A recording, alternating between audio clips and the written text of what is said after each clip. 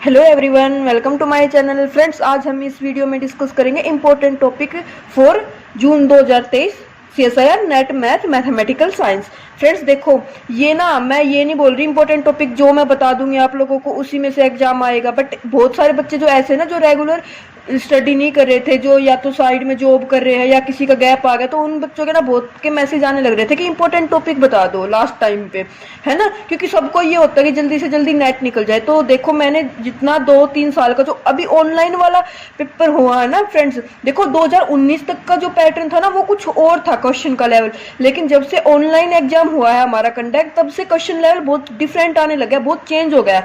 तो देखो, question paper जो 3 साल के थे ना वही क्या किए, मेजर किए, और उनमें से कौन कौन से टॉपिक है हमारे पास वो है। देखो, सबसे पहले हम क्या करते हैं, अप्लाइड से देखते हैं। रियल, लीनियर, कॉम्प्लेक्स, इन सबको तो ना मोस्टली बच्चे कर लेते हैं, लेकिन ज्यादा बच्चों की कहाँ पे प्रॉब्लम आती है, अप्लाइड में। वो अप्लाइड को छोड़ जाते हैं और अप्लाइड से ही स्कोर होता है फ्रेंड्स हमारा। हमें कभी भी अप्लाइड को कोई भी टॉपिक हुआ छोड़ के नहीं जाना चाहिए बिल्कुल भी। तो देखो, जैसे हम सबसे पहले अप्लाइड का टॉपिक करते हैं, हमारे पास ओडी है। ओडी का फर्स्ट क्वेश्चन, ओडी ऐसे करने लग गए तो आप एकेडमी के नोट्स बहुत सारे होते हैं ना आप लोगों के पास, लेकिन ओडी के वे टॉपिक बताने लग रही हूँ फ्रेंड्स मैं आपको, जहाँ से हमारा हर बार क्वेश्चन आने लग रहा है, एग्जाम में देखने को मिल रहा है। तो फ्रेंड्स, जो फर्स्ट क्वेश्चन जो आता है ना वो किससे आता है, हमारा एग्जिस्टेंस यूनिकनेस थ्योरम। उसमें क्या आता है फ्रेंड्स, वो दे देता है एक इक्वेशन दे देता है, जैसे dy by d x is equal to something y की पावर a टाइप की, है ना। और वो एक कंडीशन देता है y x naught is equal to y naught. उसके बाद वो पूछता है कि सिस्टम का यूनिक सॉल्यूशन होगा, इनफाइनाइट सॉल्यूशन होगा, किस वे में होगा। और वो अब पहले तो सिर्फ एक कंडीशन दे देता था, लेकिन अब पता है 2 साल से, मतलब 2 बार के एग्जाम में वो क्या देने लग गया, वो 2 कंडीशन देने लग गया। मींस y जैसे dy by d x is equal to y की पावर a दे दिया, यहाँ पे 1/2 दे देगा, वो 1/3 दे देगा। और इसमें किसका यूज होता है फंक्शन, फ्रेंड्स हमारा लिपस्टिच जो फंक्शन होता है ना उसका यूज होता है। एक कंडीशन ये दे दी, एक कंडीशन ये दे दी, dy by d x is equal to minus y की पावर 1/2, है ना। तो इसको हम सोल्व कैसे करते हैं, देखो फ्रेंड्स, जैसे इस टाइप का क्वेश्चन देता है वो हम यहाँ पे दे दिया y dash is equal to y की पावर 1/3, y 0 पे 0, और यहाँ पे दे दिया y dash is equal to minus y की पावर 1/3। ये क्वेश्चन दिया था। उसके बाद इसने बोला था कि यूनिकली सोल्वेबल होगा I1 या फिर I2, ये जो है ना ये यूनिकली सोल्वेबल होगा या फिर इनके मल्टीपल सॉल्यूशन होंगे। तो ये जो कंडीशन होती है, ये यूनिकनेस एग्जिस्टेंस थ्योरम का यूज करके हम लिपस्टिच फंक्शन देखते हैं।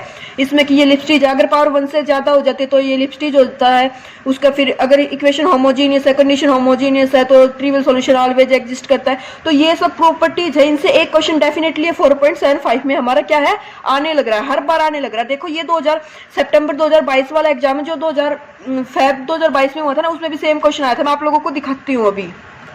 देखो गाइस, जैसे ये क्वेश्चन दिया हुआ है यहाँ पे 5k बाई 5k प्लस 2, तो ये ऊपर वाला फंक्शन ये जो वैल्यू है ये हमेशा कैसी रहेगी, 1 से लेस रहेगी। तो इसके बाद इस पे ऑप्शन दे रखे थे, लेकिन इसमें कंडीशन किसका यूज होने लग रहा है, एग्जिस्टेंस यूनिकनेस थ्योरम का यूज होने लगा है। तो इससे एक क्वेश्चन तो हमारा डेफिनेटली आता ही आता है, एक से ज्यादा भी आ जाते हैं। देखो, जैसे एक तो ये आया हुआ था यहाँ पे, ठीक है, और उसके बाद एक ये यहाँ पे सेम, देखो यहाँ पे क्या दिया हुआ है, dy by d t is equal to y की power a, y0 is equal to y naught, और dz by d t is equal to minus z की पावर अल्फा, और z0 पे 0। और उसके बाद ये ग्लोबल सॉल्यूशन पूछने लगा है। तो इसकी आपको बस डेफिनेशन पता होनी चाहिए कि ग्लोबल सॉल्यूशन हम बोलते हैं किसको है किस पे, ये एग्जिस्टेंस यूनिकनेस थ्योरम पे। तो देखो, एक तो क्वेश्चन है ही, अभी इस 2022 वाले जो फरवरी में एग्जाम हुआ था 2 क्वेश्चन दिखा दिए मैंने आप लोगों को इस थ्योरम से। तो देखो, इससे हमारा एक क्वेश्चन तो है ही है, 2 भी आ जाते हैं, बट हम 4.75 इस टॉपिक से लगा के चलते हैं, ठीक है फ्रेंड्स। उसके बाद जो ओडी का जो आप नोट कर लेना, फर्स्ट टॉपिक जो आता है एग्जिस्टेंस यूनिकनेस थ्योरम।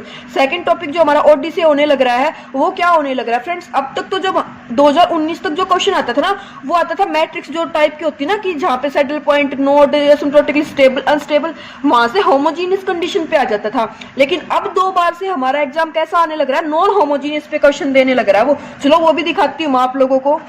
देखो, जैसे ये क्वेश्चन था y डैश दे दिया a y प्लस h। पहले जब वो क्वेश्चन देता था ना तो वो y dash is equal to a h ऐसे ही दे देता था, मतलब h dy by d x is equal to a दे देता था, मैट्रिक्स 2x2 की दे देता था जनरली। और वो क्या देता था, उसके बाद उसके आइगन वैल्यू और आइगन वेक्टर निकाल के या तो फंक्शन पूछ लेता था कि y1 क्या आएगा, y2 क्या आएगा, कंडीशन देके, या फिर वो पूछा था कि स्टेबल नोड होगा, अनस्टेबल नोड होगा, स्पाइरल पॉइंट होगा, या फिर सेंटर बनेगा। लेकिन अब वो 2 बार से क्या करने लगा, फ्रेंड्स होमोजीनियस की जगह ना वो नॉन होमोजीनियस इक्वेशन देने लग गया और उसके बाद वो इसका सॉल्यूशन पूछता है। तो ये क्वेश्चन भी हमें अभी आने लग गया, क्योंकि होमोजीनियस वो 10 साल से 5 साल से रिपीट करने लग रहा था, तो कुछ तो नहीं करेगा ना वो, तो अब वो क्वेश्चन देने लग गया नॉन होमोजीनियस पे।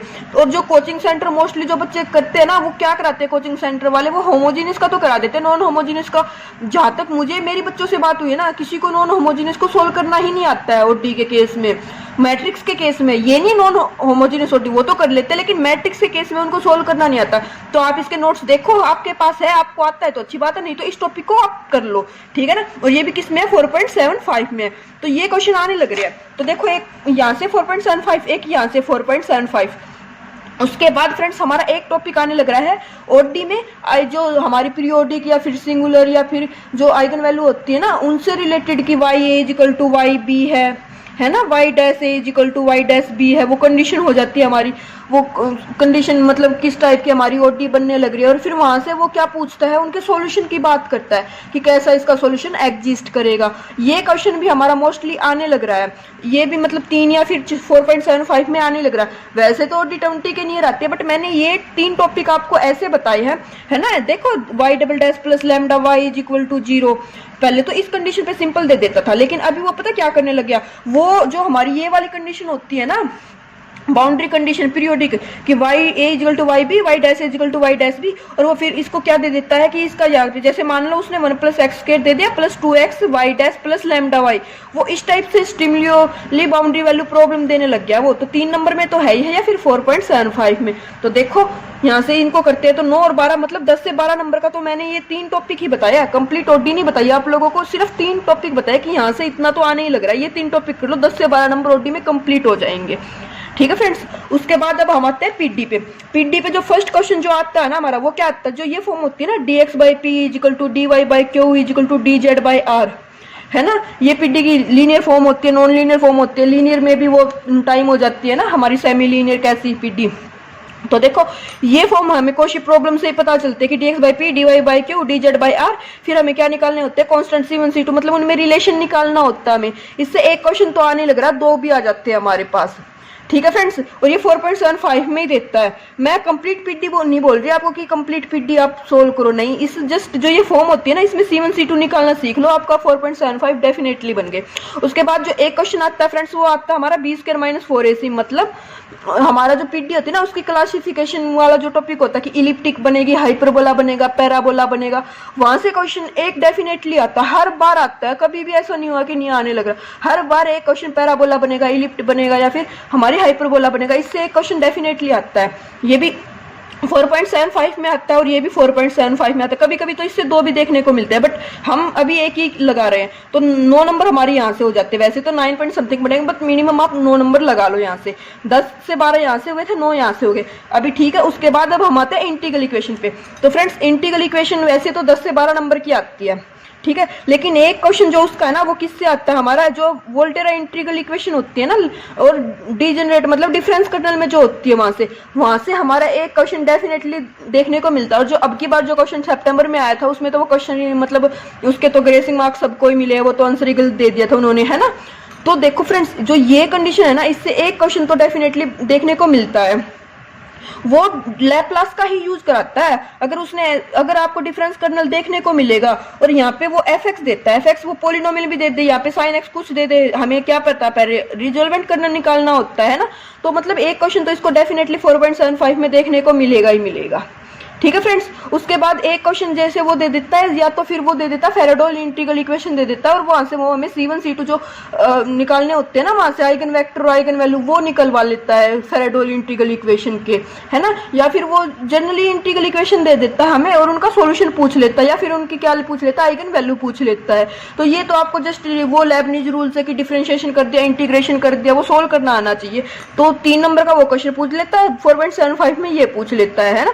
और अभी तो मतलब वैसे तो एग्जाम का लेवल बच्चों को पता नहीं होता कि किस लेवल का आने लगा, बट ये टॉपिक हुआ कि जिससे आएगा ही आएगा। आप इसको लैप्लास वाले टॉपिक को सोल्व कर लो कि लैप्लास में इंटीग्रल इक्वेशन को जो लैप्लास जो लगता है वो वोल्टेरा इंटीग्रल इक्वेशन पे लगता है। तो वोल्टेरा का जो इंटीग्रल इक्वेशन है लैप्लास वाला, उसको देख लो कि किस टाइप के हमारे क्वेश्चन आने लग रहे हैं एग्जाम में। मतलब एक भी कोई भी साल ऐसा नहीं गया जहाँ पे लैप्लास वाला क्वेश्चन ना आया हो, ठीक है ना। तो देखो हमारे यहाँ से 8 मार्क्स यहाँ से बन गए।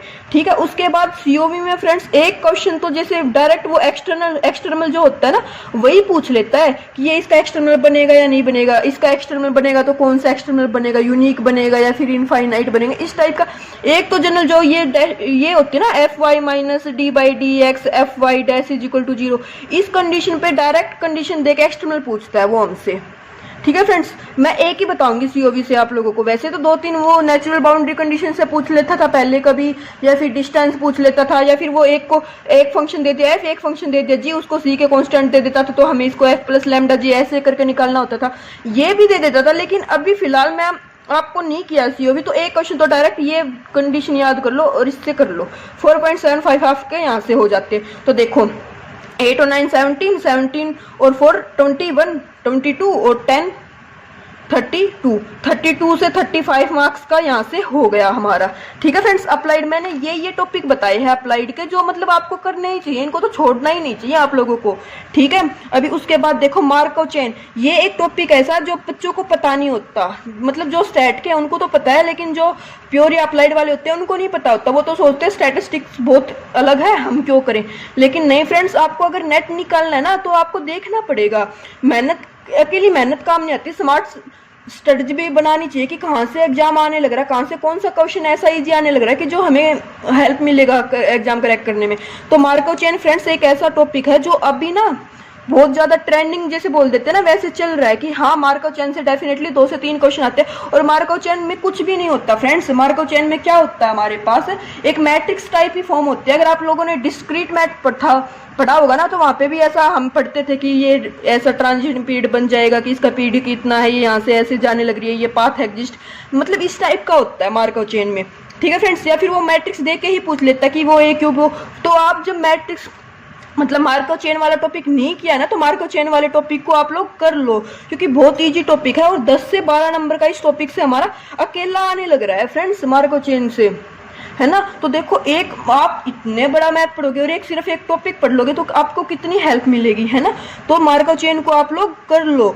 इसका यूट्यूब पे बहुत सारे टीचर्स हैं जिन्होंने कंप्लीट मार्कोव चेन करा रखा है, 6-7 लेक्चर, मतलब 6-7 घंटे का एक टॉपिक है जस्ट ये। जैसे सीओवी इंटीग्रल है ना, ऐसे ये एक टॉपिक है मार्कोव चेन। मैं टेलीग्राम ग्रुप में आप मैसेज कर देना, वहाँ पे आप लोगों को पर्सनली बता दूंगी, क्योंकि मैं यहाँ पे किसी के एडवर्टाइजमेंट नहीं करी, तो मैं यहाँ पे किसी का नाम नहीं ले रही कि किन्होंने अच्छा करा रखा। क्योंकि मैंने मेरे टाइम पे भी मेरे पास स्टैट नहीं था, लेकिन मैंने मार्कोव चेन किया था, क्योंकि भाई मार्कोव चेन मुझे भी किसी ने सजेस्ट किया था कि बहुत ईजी क्वेश्चन आते हैं तो कर लो। ठीक है ना, तो मार्कोव चेन कर लेना। ये भी यहाँ से 10 से 12 नंबर हमारे बन जाते हैं फ्रेंड्स।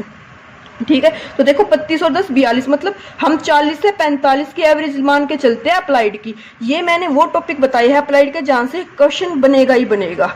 ठीक है ना। अब उसके बाद देखो फ्रेंड्स, उसके बाद आते हैं हम हमारे रियल पे, क्योंकि इनके बिना तो नेट हो ही नहीं सकता ना।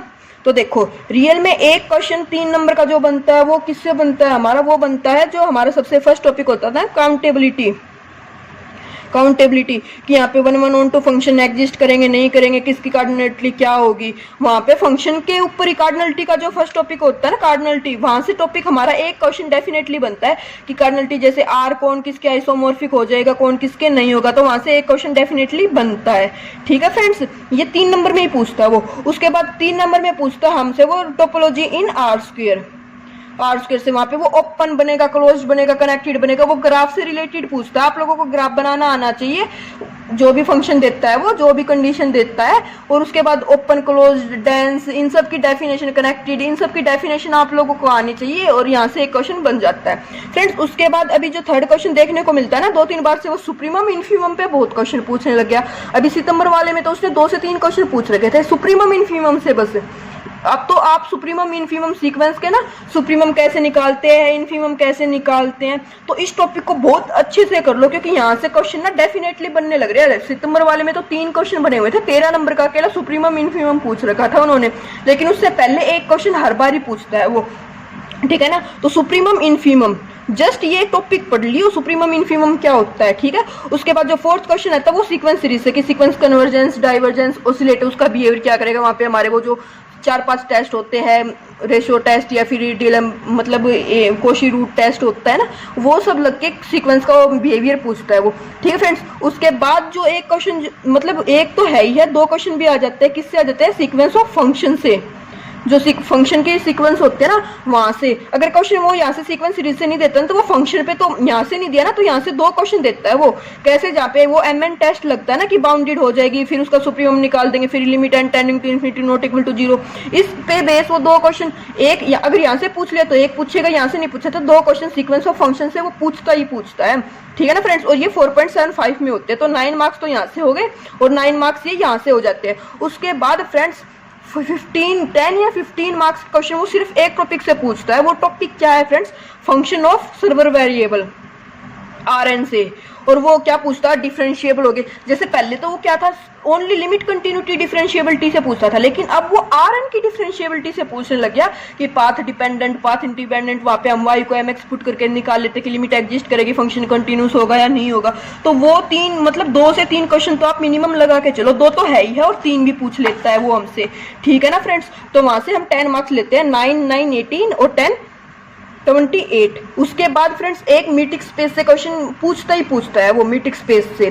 ठीक है, आपको मतलब आपको अच्छा लगता है तो मीट्रिक स्पेस कर लो, अदरवाइज आपको नहीं आता है तो आप छोड़ भी सकते हो। यहाँ से 28 मार्क्स हमारे हो गए। रियल वैसे 60 मार्क्स का आता है ना, पता नहीं क्या क्या पूछते हैं, बट ये टॉपिक ऐसे कि इनसे हर बार क्वेश्चन आता है। कभी भी ऐसा नहीं होता कि मैं ये बोल दूं कि काउंटेबिलिटी से क्वेश्चन नहीं आया, टोपोलॉजी आर स्क्वायर से क्वेश्चन नहीं आया, तो इनको आप कर लो। 28 मार्क्स हमारे यहाँ से हो गए फ्रेंड्स। अभी देखो उसके बाद कॉम्प्लेक्स, फ्रेंड्स 2019 तक जो कॉम्प्लेक्स था ना, वहाँ पे वो पूछ लेता था कॉम्प्लेक्स इंटीग्रेशन से, या फिर पोल होगा, इसेंशियल सिंगुलरिटी होगी, या फिर वो बिट्टी से पूछ लेता था, है ना। लेकिन अभी 2019 के बाद वो क्वेश्चन पेपर कैसा देने लग रहा है कॉम्प्लेक्स का, किसी को नहीं पता। मैं कॉम्प्लेक्स में ये बोल दूं कि ये टॉपिक कर लो, इससे क्वेश्चन आ जाएगा, नहीं। कॉम्प्लेक्स के क्वेश्चन वो बहुत डिफरेंट लेवल के बनाने लग रहा है। और सितंबर में तो उसने मतलब मैं क्या बोलूँ, इतने मतलब जो बिल्कुल टॉपर थे ना कॉम्प्लेक्स के बच्चे, उनके भी 2-2 क्वेश्चन मुश्किल से अटेम्प्ट हुए थे। अटेम्प्ट करने को तो आप सारे कर दो, बट गलत मिलेंगे तो फायदा क्या है ना, नेगेटिव मार्किंग है, तो ये तो ध्यान रखना पड़ेगा आपको। बट कॉम्प्लेक्स का जो मैं अभी मतलब जो पिछले वाला पेपर था ना, आपको पहले तो ये पता होना चाहिए एंटायर फंक्शन क्या होता है। उसके बाद टेलर थ्योरम, टेलर थ्योरम कब अप्लाई करते हैं, पोल पे क्या बिहेवियर होता है, एसेंशियल सिंगुलरिटी पे रेसिड्यू दे रखा तो कैसे क्या यूज करेंगे। तो मतलब टेलर थ्योरम जो है ना वो मैन है कॉम्प्लेक्स का। मैं कोई भी टॉपिक ऐसा नहीं बताऊंगी कि ये कर लो यहाँ से क्वेश्चन डेफिनेटली है, नहीं फ्रेंड्स, क्योंकि कॉम्प्लेक्स का क्वेश्शन किसी भी एक टॉपिक से नहीं आने लग रहा।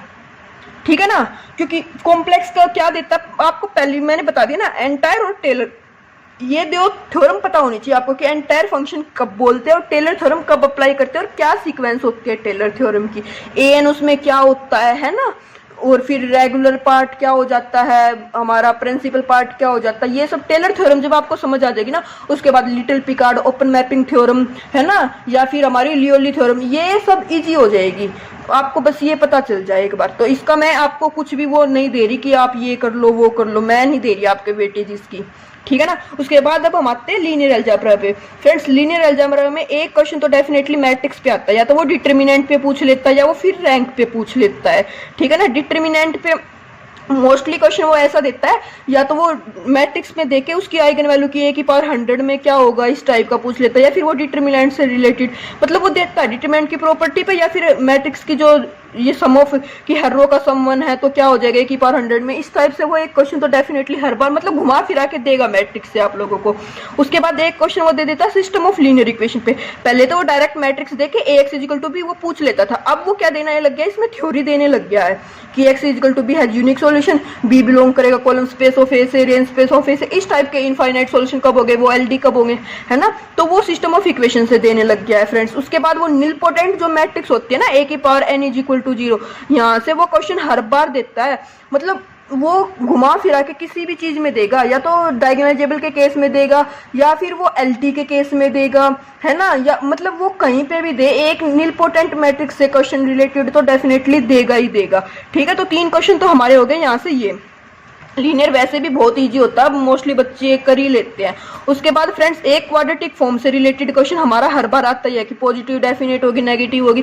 पहले डायरेक्ट मैट्रिक्स देके पूछ लेता था, अब वो उसमें भी थ्योरी देने लग गया। तो आपको थ्योरी पता होनी चाहिए क्वाड्रेटिक इक्वेशन की, क्वाड्रेटिक इक्वेशन को पॉजिटिव कब बोलते हैं, नेगेटिव कब बोलते हैं, सेमी कब बोलते हैं, इसकी रेंज क्या होती है ना। उसके बाद फ्रेंड्स इनर प्रोडक्ट स्पेस पहले कभी नहीं आता था, लेकिन अभी इनर प्रोडक्ट स्पेस से ना 2 से 3 क्वेश्चन देखने को मिलते हैं। तो मैं आप लोगों को पता है पूरा लीनियर करो मत करो, क्वाड्रेटिक फॉर्म और इनर प्रोडक्ट स्पेस आईपीएस ये 2 टॉपिक तो डेफिनेटली कर लो फ्रेंड्स।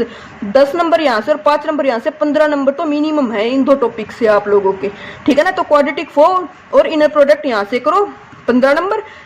नीलपोटेंट मैट्रिक्स की प्रॉपर्टी पढ़ो, वैसे तो idempotent, nilpotent, involutory, orthogonal, normal matrix, symmetric, skew symmetric, Hermitian, इन सबको ही पढ़ लो। मैंने लेक्चर भी बना रखा, मतलब 20 टाइप की मैट्रिक्स थी वहाँ पे, आपने नहीं देखा तो जाके देख लेना, सबकी सब कुछ प्रॉपर्टी वगैरह सब कुछ डिटेल में बता रखा है वहाँ पे, ठीक है ना।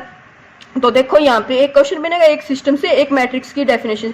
अब उसके बाद एलटी से वो अभी नहीं देता फ्रेंड्स क्वेश्चन, पहले वो एलटी से बहुत क्वेश्चन देता था, एलटी से मैट्रिक्स बनवाता था या फिर मैट्रिक्स से एलटी बनवाता था, लेकिन अभी नहीं देता वो, ठीक है ना। तो अब एलटी कर लेना, लेकिन मतलब बाद में कर लेना अगर टाइम बचता है तो आप लोगों के पास, ठीक है ना। तो देखो 15 और 3 6 9, 15 और 9 24 नंबर यहाँ से हो गए, ठीक है ना। 28 नंबर यहाँ से हुए थे हमारे और 24 नंबर यहाँ से हो गए, तो ये कितने हो गए 52, 40 यहाँ से हो गए फ्रेंड्स, 92 मार्क्स हो गए हमारे यहाँ से, ठीक है ना। अब उसके बाद पार्ट ए रह जाता है फ्रेंड्स हमारे पास, पार्ट ए में अगर जनरल जो बच्चा होता है ना वो 3 से 4 क्वेश्चन ठीक कर देता है, 3 से 4 क्वेश्चन ठीक, मतलब 6 से 8 नंबर आपके डेफिनेटली है ना। लेकिन आपने थोड़ी सी भी तैयारी कर ली ना तो आप ये स्कोर 10 प्लस कर देते हो, मतलब मैथ के बच्चे हो, वैसे तो 15-20 प्लस हो जाते हैं, बट मोस्टली बच्चों का क्या है, जैसे मेरा भी यही था कि मैं पार्ट ए को ज़्यादा अटेम्प्ट नहीं करती, मेरे से मैं लास्ट में जाती हूँ पार्ट ए पे, तो वो इतना टाइम ही नहीं बच पाता कि पार्ट ए को अटेम्प्ट कर पाए, है ना। तो पहले तो मैं आपको सजेस्ट ये करना चाहूंगी कि पार्ट ए को पहले अटेम्प्ट करना चाहिए, क्योंकि मुझे भी किसी सर ने सजेशन दी कि पार्ट ए को आप पहले अटेम्प्ट करो, तो मैं वही आपको दूंगी सजेशन कि पार्ट ए को सबसे पहले अटेम्प्ट करो। यहाँ से 10 प्लस स्कोर आपका इजिली निकल जाएगा, 92 और 100, है ना। तो देखो मैंने कंप्लीट, अभी सिलेबस तो बहुत ज़्यादा, न्यूमेरिकल एनालिसिस भी होता है, रिंग थ्योरी, ग्रुप थ्योरी भी होता है। ग्रुप थ्योरी से अभी ग्रुप थ्योरी का पता है, ग्रुप थ्योरी को मैं आपको बता दूं कि ये ग्रुप थ्योरी कर लो, सिलो जो हमारी थ्योरम होती है वहां से एक क्वेश्चन डेफिनेटली बनता है, सिंपल ग्रुप पे पूछ लेता वो। अभी लास्ट टाइम उसने क्लास इक्वेशन पूछ ली थी, कितना इजी क्वेश्चन आया था वो। तो मतलब ग्रुप थ्योरी आपने किया है तो अच्छी बात है, नहीं किया तो कोई वो नहीं है। देखो इन तो हमने कॉम्प्लेक्स का एक भी नंबर नहीं लगाया, लेकिन इसके इतने टॉपिक बता दिए कि यहाँ से क्वेश्चन डेफिनेटली अटेम्प्ट हो जाएगा आप लोगों का, ठीक है ना फ्रेंड्स। ये थे इंपॉर्टेंट टॉपिक फ्रेंड्स, चैनल को सब्सक्राइब शेयर कर दिया करो और कमेंट करके जरूर बताना आपको वीडियो कैसी लगी, आपको वीडियो से हेल्प मिली नहीं मिली, जो भी आपकी मतलब अच्छा बुरा जो भी रिस्पॉन्स है ना कमेंट करके जरूर बताना, ठीक है फ्रेंड्स। और कोई क्वेरी हो तो वो भी पूछ लेना। एंड हाँ सेकंड चीज फ्रेंड्स, इन क्वेश्चन को ना टॉपिक को 15 दिन के अंदर कवर करके उसके बाद ना जितनी ज्यादा क्वेश्चन प्रैक्टिस करोगे ना उतना ज्यादा हेल्पफुल होने वाला आपके लिए। ये नहीं है कि टॉपिक करते रहो स्टडी, मतलब थ्योरी पढ़ते रहो, क्वेश्चन प्रैक्टिस ना करो और फिर बोल दो कि हमने तो पढ़े थे और फिर नेट नहीं हुआ। नहीं, जितना क्वेश्चन प्रैक्टिस करोगे ना उतना ज्यादा अच्छा है। तो मैं तो ये बोलूंगी, मतलब मार्को चयन किया, मार्को के सभी क्वेश्चन अटेम्प्ट कर लिए पहले CSIR के, उसके बाद दूसरा टॉपिक स्टार्ट कर लो। और डेली एक बार तो जो भी टॉपिक करो ना, टॉपिक स्टार्ट करने से पहले मतलब क्वेश्चन करने से पहले थ्योरी एक बार रिवाइज कर लिया करो कि वो क्वेश्चन कल गलत ना हो और डीमोटिवेशन ना हो, ठीक है ना फ्रेंड्स। आई होप आपको वीडियो अच्छी लगी होगी, ठीक है। Thank you.